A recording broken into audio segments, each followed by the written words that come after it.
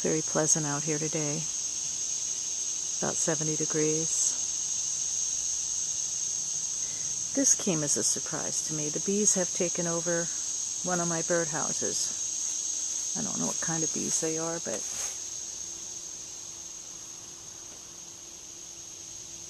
there's a large nest inside and a lot of bees.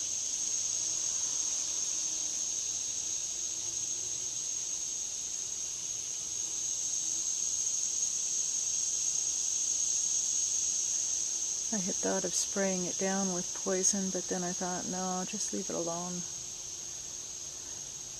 If they're in here, that means they're not bothering my cabin. It's a fair trade-off. They're really not bothering me. I'm just 3 feet away from the entrance of that birdhouse, and they are not swarming around me at all. They're just going about their work. They're little bees. I'm not sure what kind of bees those are, but I'll try to find out.